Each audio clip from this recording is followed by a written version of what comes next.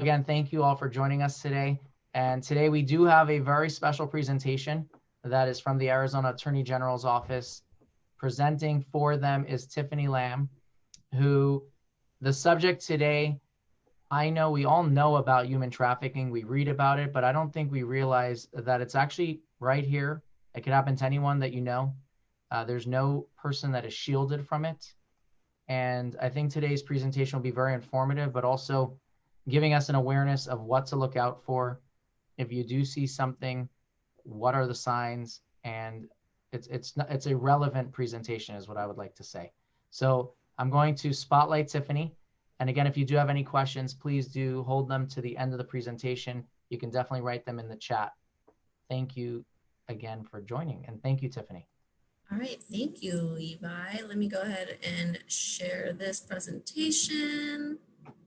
So hopefully you guys can see that all pulled up for you. And Levi, if you'd like, I can also send you a PDF copy of this presentation if you want to email it to those who are attending today, just so that you don't have to take a bunch of notes, because there are tons of information that's really useful for this presentation. I don't want you to miss out on me talking about it because you're taking notes. Okay, But awesome. So hello, everyone. My name is Tiffany Lam. I'm a community outreach coordinator with the Arizona Attorney General's office. So I'm pretty sure that I'm taking over this presentation for our senior coordinator, Betty Delano, who actually just retired from our office the last day of 2020, which we were really sad about, but we're happy that she's moving forward and now she can relax and do whatever she wants. But human trafficking, like you said, Levi, is a very relevant topic. And, even more so now, it might be imperative that the public learns about this information on how to look for signs that someone could potentially be a victim of human trafficking.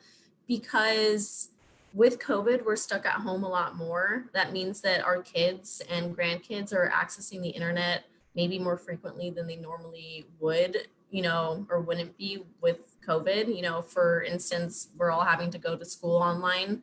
And so unfortunately, the main way that human traffickers find their victims now is going to be online. And it's scary because when I give this presentation and our presentation on internet safety to kids in person, I like to kind of take a poll and I like to ask the kids what apps they're using for social media in particular. And what I find is that kids who are as young as kindergarten are actually still using a lot of these apps that are meant to be used for people who are older, who are they technically should be 13 years old to have these apps, but it's very easy to bypass that by saying that you were born a few years before you actually were.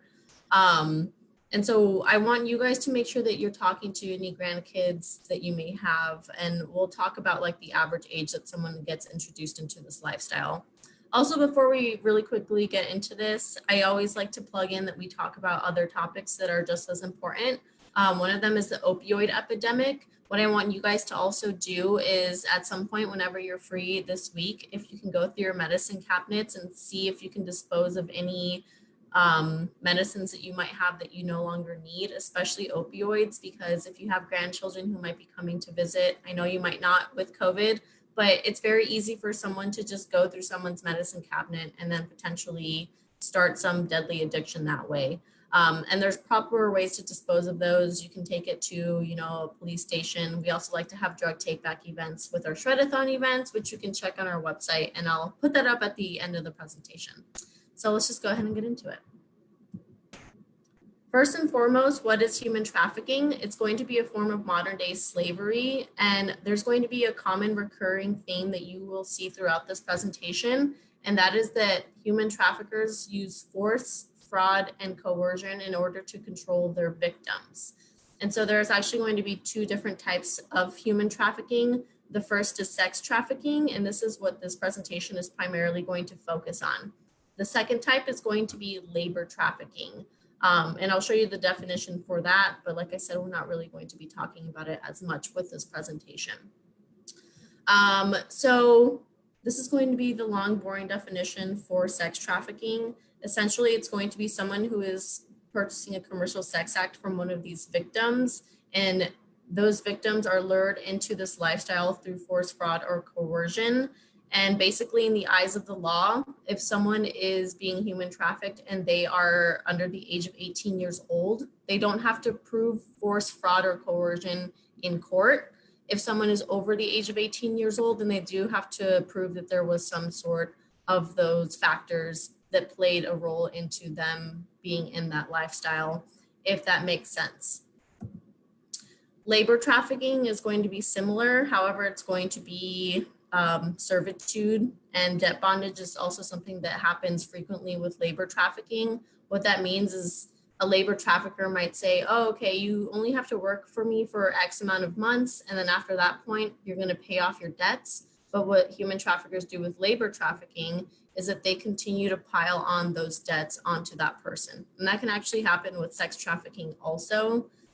You guys might have been familiar with what had happened back in October of, I think it was 2019 now. I don't think it was last year. But there were 30 bodies that were found, and they were actually Vietnamese nationals, and they all had passed away in the back of a semi truck, and it was in Essex, England, where that had happened. And what had been determined is that they were actually suspected of being labor trafficked from Vietnam over to England, which was really sad. And also, naturally, when we talk about human trafficking, the conversation of human smuggling does come up quite a bit. There's actually going to be a huge difference between the two. So human trafficking is going to center on exploitation, and there's going to be a victim who is involved in that, who is in that lifestyle because of force, fraud, or coercion. And there is no requirement that a person has to cross an international border in order for it to be considered human trafficking. I think when we hear the words human trafficking, we associate it with movies that are popular in the media.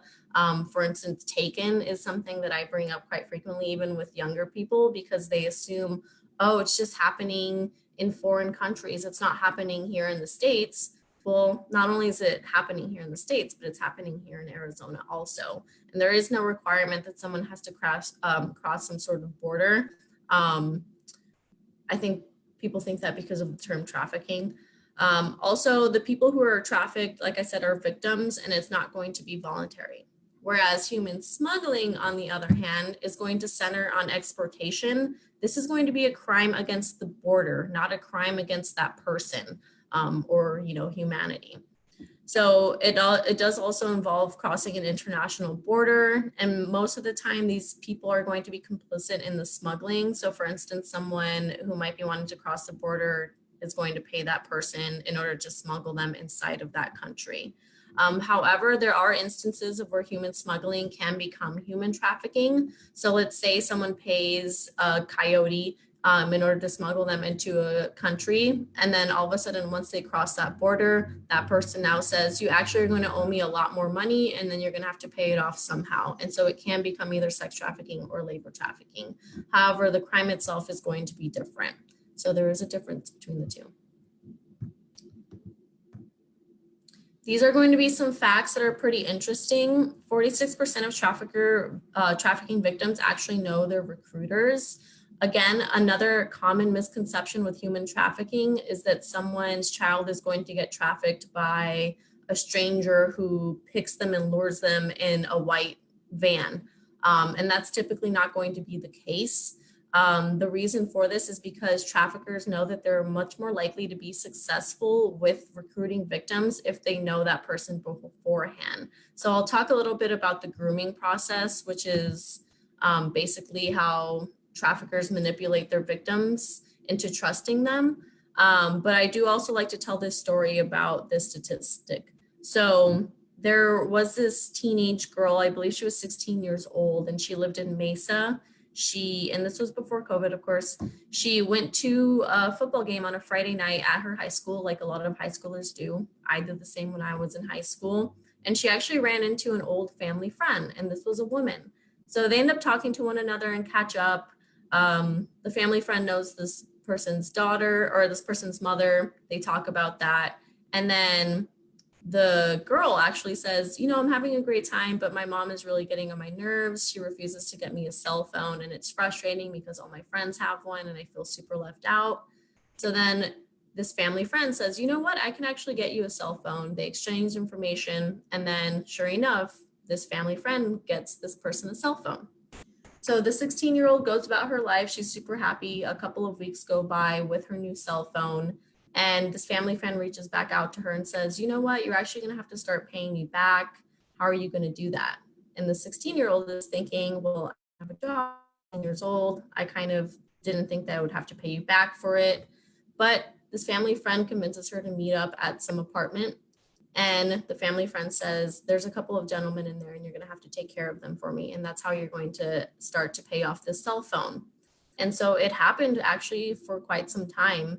And even the victim's mother didn't realize that this was happening, because meanwhile, she was still maintaining excellent grades in school. And so she didn't notice anything was different from her. And the only reason why this actually got tipped off to the authorities is because someone in that apartment complex called them and said that there was a lot of strange men that kept coming in and out of this one apartment. And so that's something that I want you guys to take away from this presentation, is that if you ever see something that you feel is strange, I want you to, follow your gut feeling and listen to that intuition that you have. It's not always going to be instances of human trafficking, but when you call the human trafficking hotline number, which I'll show throughout the presentation, it could be something different. It could be domestic violence, for instance. But I just want you guys, if you have any red flags for something that you see going on, either in your community, or even if you just go to a store or something and you see something strange, that you feel comfortable enough to potentially reach out for help and know that you can actually save someone's life in certain cases. Half of trafficking victims are actually going to be under the age of 16 years old. It's really unfortunate, but we don't get this presentation requested very often, especially with schools. So my main audience base were probably middle schoolers and high schoolers prior to COVID.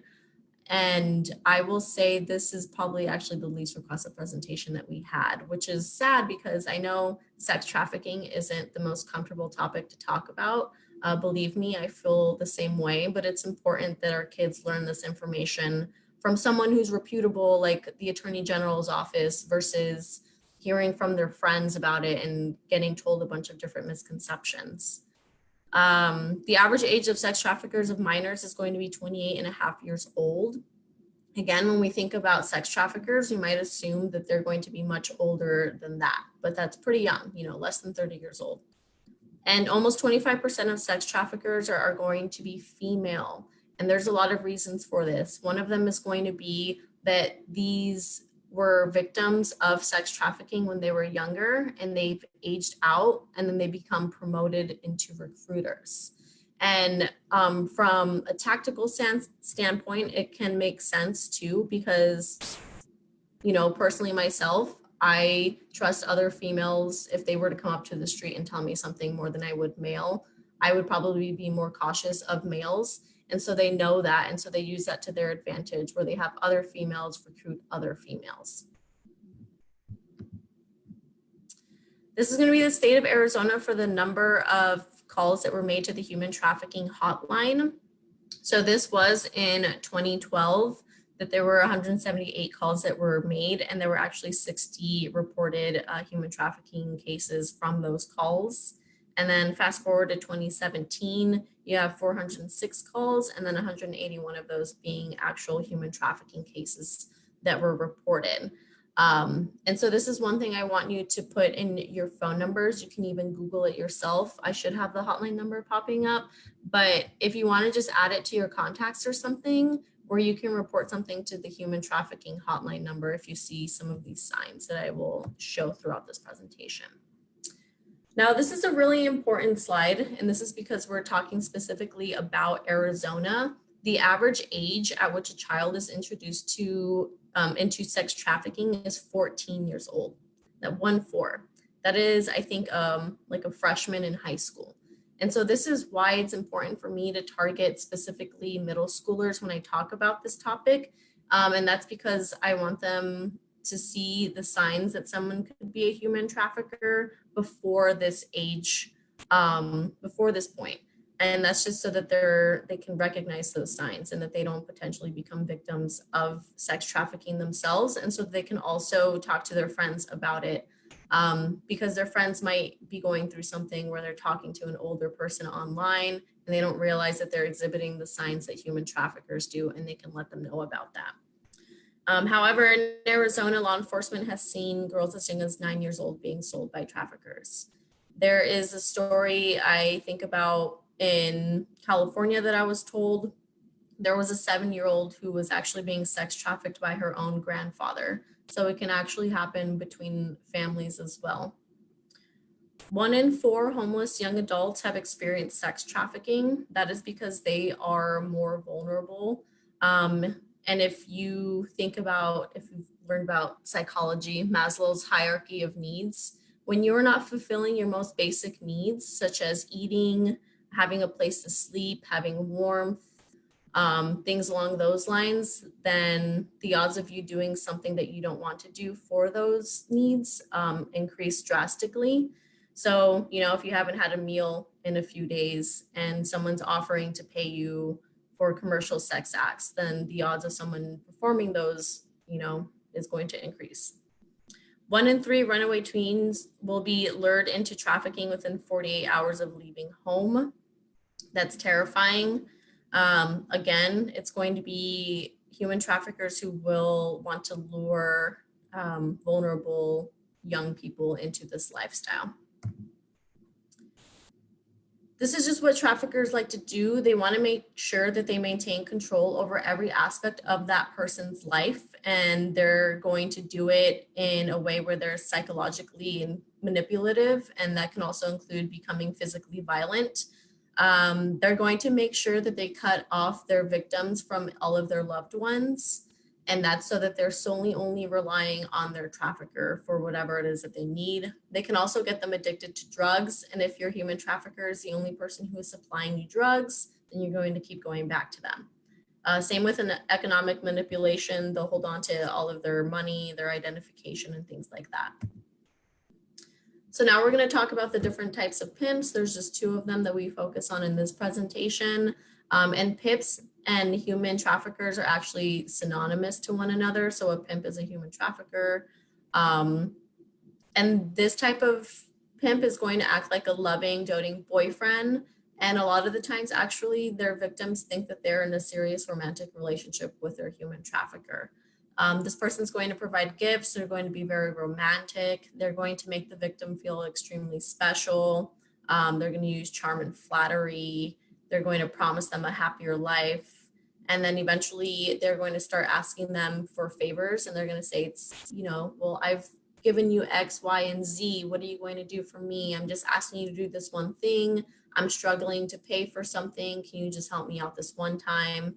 And then once they get it to do it the one time, it's very easy for them to get them to do it continuously after that point. Gorilla pimp is going to be the next type of trafficker. So it's probably what you guys would be most familiar with seeing in the media. I personally like SVU, Law and Order. Maybe you guys have watched it yourselves. I think whenever they portray pimps and human traffickers, it's going to be much more this type of pimp where they're abusive, they're threatening, they're intimidating, and they're very controlling. And also keep in mind that a Romeo pimp can actually turn into a gorilla pimp. And so they're going to make sure that their victim is totally fearful of not just for their lives, but for the lives of their family members. For instance, what happens a lot of the times with human traffickers is that in order to also maintain control, they're going to say, well, if you go to law enforcement or you run away from me, then I'm going to get your little sister. I'm going to recruit your little brother, things like that. So of course, you're going to want to make sure that you protect your family. So there's a lot of manipulation that goes on. If you think about it, a human trafficker, that's their full-time job. And so they're always wanting to make sure that they're finding their next victim and that they're controlling all of their victims that they have. That does include blackmail. If you guys have ever heard of sextortion, for instance, what happens, and this happens online too, is that someone can manipulate a person into sending them a photo or a video of themselves. And then once they have that one, they can say, you have to continue to send this to me. Otherwise, I'm going to send it to all your family members, all of your loved ones. How would you feel if they all saw you doing X, Y, and Z? Things like that. And so that's why it's important that we talk to our kids about internet safety in general, not just human trafficking, because there are sextortioners who prey on younger people online in order to, give them content. So it's really sad. Same with drugs, like I said. I'm going to play this video. Levi, let me know if there are any issues with this. It should just play normally and stuff with the audio.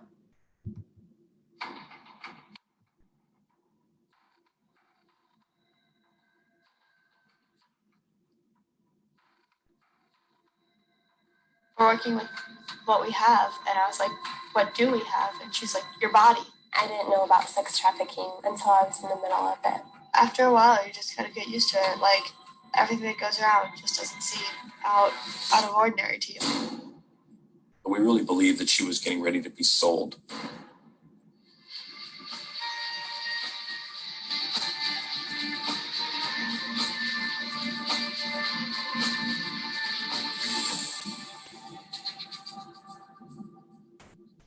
Brianna comes from a small town, was an A student, did everything you hoped your daughter would do.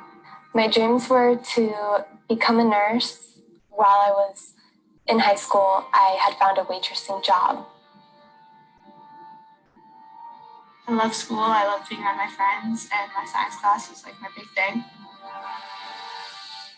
These traffickers or pimps, they pretend to be an older boyfriend. And these young girls actually fall in love with these guys and believe that this guy loves them back. He was like 24. He played football at a university.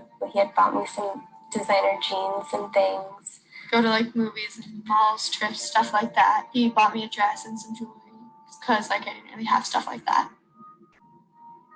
It's important for the pimp or the trafficker to separate these girls from their family and their friends. He really gave me the courage to kind of stand up to my mom. He was like, just kind of keep it on the down low. One day he asks for something, and even though she doesn't want to do it, she's so worried about losing him that she will. And once he's had her do it once, he pretty much can control her from then on. He kept saying that he needed money. So I was like, I'll help you or whatever. I made a choice that night, but I found out that they actually had chosen me.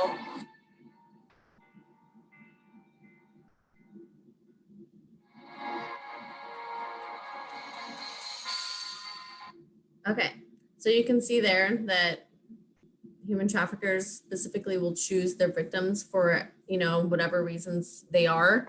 And so that's one thing that I like to tell parents and grandparents to talk to their kids or grandkids about, is to make sure that they have their social media profiles set to private, because odds are if you have a kid who's at least in middle school, they probably have some sort of social media account, whether it's Instagram, Twitter, Snapchat, Facebook. And so one thing is just to make sure that you are not posting all this information willingly that a potential cyber predator or human trafficker can use against that person. And what I mean by that in particular is, let's say a student is posting a lot of really sad stuff on their profile, and then a human trafficker stumbles on their profile and they think, oh, okay, well, this person lives in the area. I'm going to try and see if I can meet up with them or convince them to meet up with me. So put your accounts set to private. That's just good information, even for you guys to have your accounts on private. It can happen to anyone at any time, and it doesn't matter what age, race, or gender actually. And the sad reality for this reason is because human traffickers want to make sure that they are appeasing all of their Johns or their customer base, the people who are purchasing these commercial sex acts. Do you want a blonde? Do you want a redhead? Do you want a brunette? Do you want someone who's older? Do you want someone who's younger? A boy or a girl? It doesn't matter. So that's why they want to make sure that they are fulfilling the needs of all of their people, which is really sad and unfortunate. But when you think about it from a business standpoint, it's supply and demand. And this is why it's important to talk to all people about human trafficking, not just potential victims, but even potentially people who would ever consider purchasing these sex acts, because if there is no demand, then there's no supply. How traffickers do find their victims. One of them, like I mentioned, is going to be social media. One thing that a few girls came up to my colleague in Flagstaff, I believe, they all showed her one message that they all received on Instagram. It was someone who said, wow, you're so beautiful. I'm just now getting my business started from the ground up, and I want you to be a part of it. Can you just come and take some pictures? You know, I'll give them to you for free. I just want to, you know, get my word out there for my business, something like that. And if, you know, think about it, if you're a young girl and you're hearing that someone finds you attractive for the first time, it might be a really flattering experience and they might potentially fall for it. So just make sure that if you hear anything about this, that you talk to them about the potential dangers that can come along with this. Same with any classified ads. Chat rooms is a great way for cyber predators to stalk certain people and to talk to them and to get to know them that way. And then also there's dating apps, which is terrifying to me that younger people are trying to use them, but they can also be found on these. So some more ways, as I said, make sure that you have your account set to private. Pretty much any social media app, you can do this. You're going to go to your privacy settings and you're going to make sure that you have your profile set to private. Otherwise, anyone can see all of the information that you are posting. Tell people not to meet people, or tell kids not to meet anyone from the internet face to face. Don't add people that you don't know. It's very easy to catfish someone over the internet. If you're familiar with the term, it's just going to be someone pretending to be another person. And think about how easy that could be. We could literally go on our cell phones right now. We can Google a picture of whoever we want. We can upload it to whatever social media platform we desire, create a fake name, a fake birthday, add a bunch of fake friends, put a fake bio, information about ourselves to make it look like we are a legitimate account. And that is what some human traffickers like to do also. And remember that human traffickers do find their victims pretty much anywhere at any time. 1 in 7 young people have actually said that they've received sexual solicitation from an approach online. That is terrifying, especially when I give this in person and I'm looking at, 28 faces. I'm like, okay, statistically, there's at least 4 of you who have received this sort of message, but it wouldn't shock me if more of you have. And they can be found pretty much anywhere. If you're looking at this little wheel, this is pretty much going to be most places, public places and places where you can find young people. I actually went to the Tucson Juvenile Detention Center to help my colleague give this presentation to a group of the juveniles who were sent there. And it was extremely sad because at the end we had questions from the kids who were there, and it kind of alluded to that they might have actually been exposed to this lifestyle. They were asking questions along the lines of, well, what if I want to do it? What if, I don't feel like I'm being forced into this? And it's terrifying because that is exactly what human traffickers do, is that they manipulate someone into thinking that, it's their idea, that it's their fault, when in reality, that's not the situation. And it's just terrible. It was a very eye-opening experience. We also talk about opioids, like I said, and I had never seen anyone go through withdrawal. So for me to see a 15-year-old boy probably withdrawing from what I assume was heroin was pretty devastating. And this is why I've become so passionate about this job, is because, even if I just save one person from an opioid addiction or from becoming human trafficked, then I've done, something that's incredible. This is a great slide to take a picture of or a screenshot of if you know how to. Again, Levi, I can send this as a PDF to you, but this is just important to recognize the signs that someone could be a human trafficking victim. So they could be, super late at school. Someone might have actually ran away from home. They can have bruises and fractures. Same with being inappropriately dressed. And that doesn't even necessarily mean that, they're dressed provocatively. But let's say you guys are in Phoenix in July, it gets to be like 115 degrees at that point. and you see someone who's wearing really baggy clothes, you know, a hoodie, some sweatpants, things like that, that can also be a red flag. And the reason why I mentioned that in particular is because this actually did happen in Phoenix, where a police officer went up to someone who was dressed this way in the middle of the summer. And what had happened is they discovered that there was a very large open abscess on her arm. And she was still trying to meet her quota so that she could pay her pimp back, even though she needed serious medical attention. And that's because of how afraid she was of her human trafficker. And she was just trying to hide, you know, her injuries. Same with signs of drug addiction, malnutrition. If you're at a diner and someone is eating ravenously and they look really young, they look malnourished, and they're maybe with an older gentleman and you think that looks very strange, that could be a sign. References to traveling to other cities. I've actually had people call my office and say, one woman in particular, she was actually a grandparent. She said that her granddaughter kept coming home with a bunch of really expensive clothes, like designer jeans actually.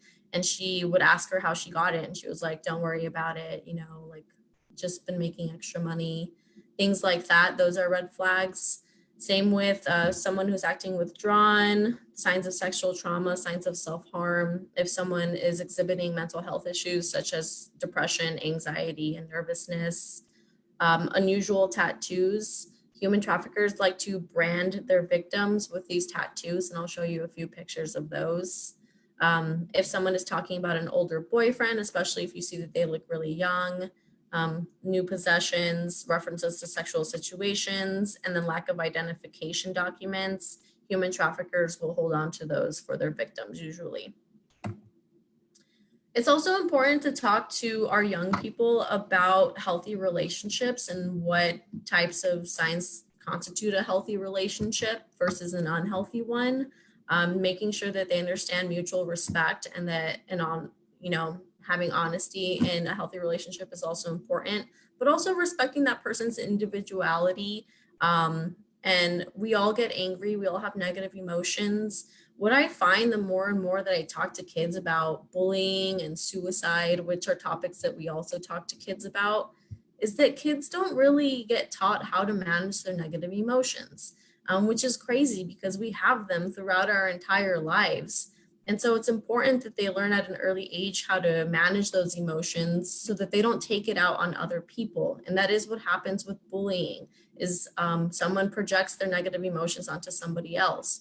Or in a relationship standpoint, maybe someone is really insecure and they project those insecurities onto the person that they are in a relationship with.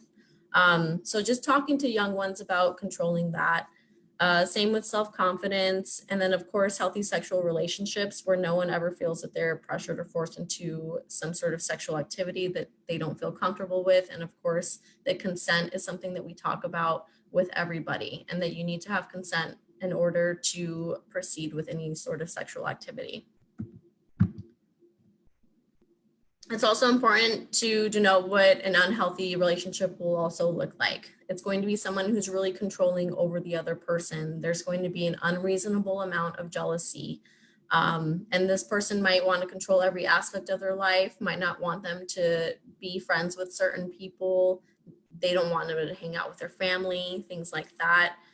They're also going to intimidate them, and that can include physically or emotionally, mentally, things like that. So physical violence, sexual violence, and then hostility also. So these are all factors that you might be thinking, well, this is what sounds like human trafficking is, and that is what it is. Gosh, I always forget to look up the statistic for this. I think it's 1 in 11 females and 1 in 15 males who are adolescents will be in a relationship where there's domestic violence. So that is an alarming number. I think 1 in 11 female adolescents and 1 in 15 male adolescents will be in a relationship where there's domestic violence. And there's a lot of reasons for that. One of them is that your prefrontal cortex, which is in charge of your judgment, is one of the last parts of the brain to develop. And so I think that's why we see a lot of issues happen in teenage relationships. So that's why it's important to talk to them about this before they get into those relationships, and to emulate it yourself. Emulate a healthy relationship with your loved ones, to show the younger ones how it's done. This is going to be the mindset of a trafficking victim. Oftentimes, trafficking victims don't consider themselves to be victims in the first place. And that's because they are manipulated in that way because of their traffickers. And they also are likely committing criminal acts that they are doing themselves in order to survive. And so they are very fearful of law enforcement, but also human traffickers really ingrain that inside of their brains, is that they say you should not trust law enforcement for any reason. And that's because they don't want them to talk to them. These are going to be examples of the branding that I talked to you about. These are the tattoos. So sometimes it's going to be barcode. Essentially, these people are treated as property. And this is just letting other people know that they own them. For instance, if another human trafficker sees one of these tattoos, that they know that it belongs to another human trafficker, which is so terrible to talk about people in a way that makes it seem as their property, but this is how they treat them. So flowers, the names of them, the initials of their human traffickers, money signs, crowns, barcodes, things like that. So how to stay safe, this is what I tell the kiddos whenever I talk to them. Make sure that they're always telling someone where they're going at all times, that they're using well-populated, well-lit areas, and they're traveling with friends or in a group if possible, and try not to travel by yourselves. And then to be aware and observant of your surroundings. This is kind of good information for anybody to have, though. I was fortunate enough to have taken a self-defense class with one of our agents in our office before COVID.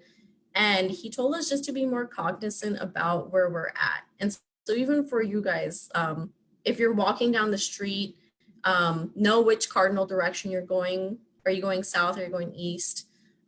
When you're somewhere, are you on the southeast end, whatever. And that's because if you need to call 911, that's actually going to help police officers locate where you're at much easier. And that can be the difference between life and death in some situations. Reporting suspicious activity to trusted adults is what I tell them. And then also don't approach vehicles. I cannot tell you how many times as a young woman that I have been approached by a strange man in a car. It happens way too often. I walk my dog every single day, and it's really frustrating that I know that everyone now especially has a GPS or a phone, and it's pretty uncomfortable that they come up to me by myself. So if it's happening to me, I imagine it happens to a lot of young women pretty frequently. So if you don't feel comfortable with that, you can just tell them, in a somewhat respectful way, like, I don't know, or something. Don't feel obligated to tell people what they're asking you. Let's see. You guys might be familiar with QT. They have these little signs, and then same with the light rails. They're safe places. So you can go to this call box, for instance, at the light rail if you see that, and then you can push for help if you're afraid of, whatever's happening around you. And then if you go to a QT, let your grandchildren or children know they can go there and let them know that they need a safe place and they can, help them out. You can also just text them. These are our resources. The AG's office, basically the reason why we have this presentation is because we actually prosecute human traffickers in my office. So if you guys have any, tips and stuff, if you ever run into something that you think is human trafficking, you can call the human trafficking hotline number, and you can also report it to my office. So that's pretty much going to be it. I know that was a ton of information. I'm going to go ahead and open up my chat box now to see if I have any questions. I didn't see any in the chat. I do know that I got a private message that said, it's so crazy how that kids have to, just see this happening probably to friends or just that it's around them. But if anyone has questions for Tiffany, I think definitely unmute your mic and you can ask. Yes. Silence. Give it a second. Trust me, there's going to be questions. Before anyone asks any questions, I do just want to make a mention that on February 8th, Tiffany is going to be back on with us to speak about elder abuse and how the Attorney General's office works in that regard. And I've seen that in person. In fact, at a care center that we had to, make the proper phone calls to make sure it was properly looked into. But sticking to the subject on hand, if you do have a question for Tiffany, please do Okay. speak up. I was wondering what the safe places are. You said something about TT, and I'd never heard of that before. Yeah. QT. QT, yeah. So QT is Quick Trip. Yeah, there's quite a few of them. I live right next to one actually.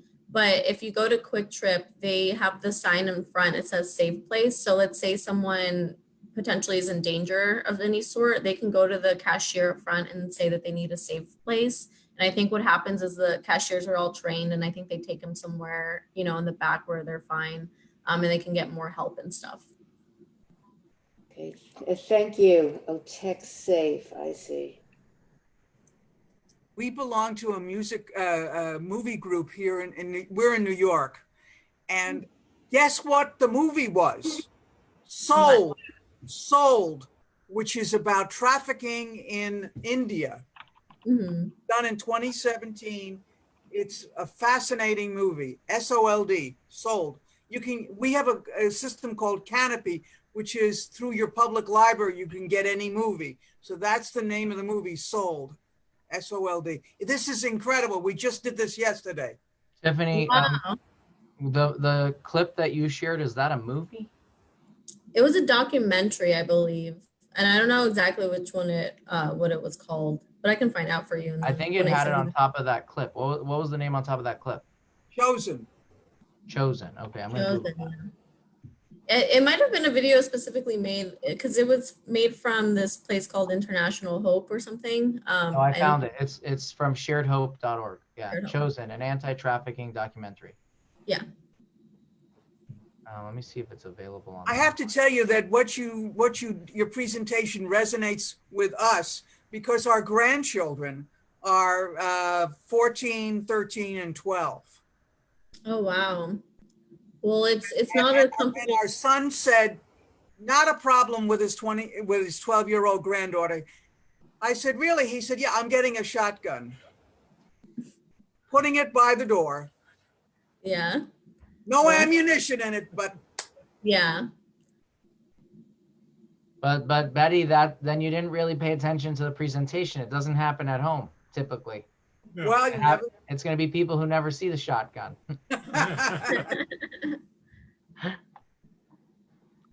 But if there are any other questions, I'm just curious, Tiffany, and as you share these presentations throughout schools and now through Zoom, how often do you give it to parents or grandparents? I'll say I was giving this maybe like once a month before, if that. There's a few different coordinators. We all kind of have our different niches. I typically talk about vaping and e-cigarettes and opioids more than human trafficking. But we have partnered with some really cool organizations. We actually went to Sky Harbor with American Airlines, and we were able to train their employees, including their pilots and the flight attendants, to look for some of these signs, which was really, really cool. So we're trying to definitely reach the public and stuff more. We also like to reach out to Native American communities because they're more they're more susceptible into falling into this lifestyle, unfortunately. Have you found that, because I think for many of us, the story with Cindy McCain when she was traveling through the airport and she thought that she had sort of noticed some human trafficking that was going on. Have you found that people sort of have this epiphany as they're listening to this presentation, like, oh my gosh, I'm watching this happen somewhere? Absolutely. And even when I was training myself, I have kind of had to think back to like some spots that I was in. I'm thinking about in particular when I was actually at Mardi Gras, or I was in New Orleans for Mardi Gras around Fat Tuesday. It was 2 years ago now. And I remember seeing someone who, in hindsight, I didn't realize that she potentially could have been a victim of human trafficking, but she was exhibiting a lot of the signs that I kind of laid out for you guys. And I find that when I talk to the public, they'll come up to me afterwards and say, you know, I saw this girl and she was doing X, Y, and Z. Like I had a weird feeling, but I didn't know what to do. And so that's why I told you guys, like, if you see any of these signs, that I want you to think that you're confident enough in potentially reporting it to the human trafficking hotline number. Because like I said, the worst thing that happens is that you're wrong. And the best thing is that you save someone's life. And do you find that certain police departments do better at listening, or do you know what I mean? Like chalk it up to whatever, or? No, I think what's unfortunate is I'm not sure if all law enforcement is trained as equally on the topic of human trafficking, but with law enforcement, I think that now they're trained to come with human trafficking on a victims-based approach. And what that means is that you're obviously not going to arrest this person if they're, you know, soliciting themselves or whatever. But you're talking to them more about like how they got into that lifestyle and see if they can give you more information on that. Right. I've heard about that. More like an intervention rather than a punishment. Exactly. Because it's like, you're not helping that person if you're just throwing them in jail and giving them a criminal record. And you're just, you know, kind of also further solidifying them not trusting law enforcement. Ethel, did you have a question? The real perpetrator gets off because the real perpetrator isn't the victim. Exactly. And how naive these young kids are. They're very trusting and very naive. And that's how they get into trouble. Mm-hmm. But I am sure it hits all sort of groups in the sense of affluence or not. Although clearly it seems, I noticed your statistics at runaways and, you know, there are certain statistics for that. But Yeah. I assume just because a person comes from a good family and wealthy doesn't preclude them. Exactly. So Ethel, did you have a question or just that comment? No, just that comment. And you know, you can come from a wealthy family and be very unhappy and the kids can run away, or they can be suffering from depression or other problems and they get themselves into trouble. Right. Not willingly. I think they're naive. They don't understand the dangers. Did anyone else have any questions or comments that you had for Tiffany?